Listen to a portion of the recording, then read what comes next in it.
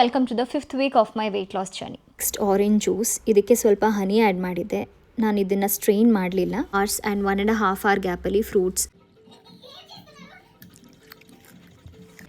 ನೋಡಿ ಶುರು ಆಯ್ತು. ನೋಡಿ ಒಂದು ನೋಡಿದ್ರೆ ನಾನಿನ್ನು ಕೊಟ್ಟೇ ಇಲ್ಲ ಅನ್ಕೋಬೇಕು ಜನ, ಅಲ್ವೇನೋ?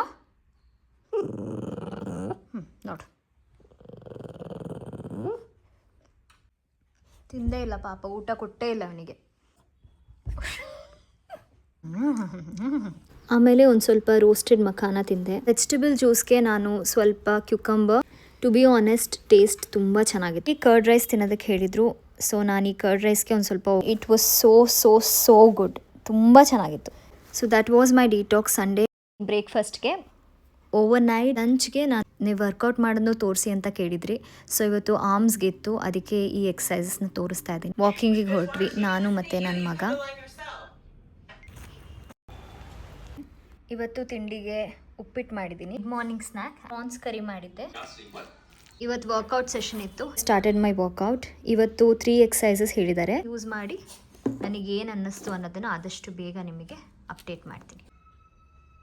This is mine and this is Virat's.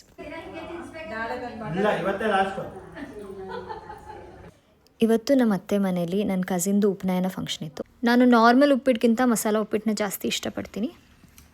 ಹೇಗಿದೆ ಉಪ್ಪಿಟ್ಟು? It's a pure orange juice. ಮಧ್ಯಾಹ್ನ ಸ್ನೋ ಫಂಗಸ್ ಮಶ್ರೂಮ್ಗೆ ಆಫ್ಟರ್ನೂನ್ ಲಂಚ್ ಮುಂಚೆ ತೊಗೊಂಡೆ.